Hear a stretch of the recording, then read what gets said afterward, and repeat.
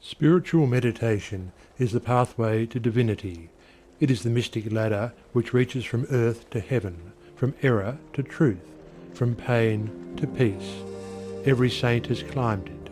Every sinner must sooner or later come to it, and every weary pilgrim that turns his back upon self and the world and sets his face resolutely toward the Father's home must plant its feet upon its golden round.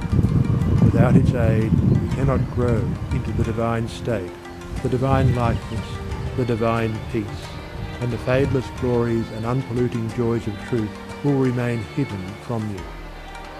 Meditation is the intense dwelling, in thought, upon an idea or theme, with the object of thoroughly comprehending it. And whatsoever you constantly meditate upon, you will not only come to understand, but will grow more and more into its likeness, for it will become incorporated into your very being, will become, in fact, your very self. If, therefore, you constantly dwell upon that which is selfish and debasing, you will ultimately become selfish and debased. If you ceaselessly think upon that which is pure and unselfish, you will surely become pure and unselfish. Tell me what it is upon which you most frequently and intensely think, that to which, in your silent hours, your soul most naturally turns, and I will tell you to what place of pain or peace you are travelling, and whether you are growing into the likeness of the divine or the bestial. There is an unavoidable tendency to become literally the embodiment of that quality upon which one most constantly thinks. Let therefore the object of your meditation be above and not below, so that every time you revert to it in thought you will be lifted up. Let it be pure and unmixed with any selfish element. So shall your heart become purified and drawn nearer to truth, and not defiled and dragged more hopelessly into error. Meditation, in the spiritual sense in which I am now using it, is the secret of all growth in spiritual life and knowledge. Every prophet, sage and saviour became such by the power of meditation.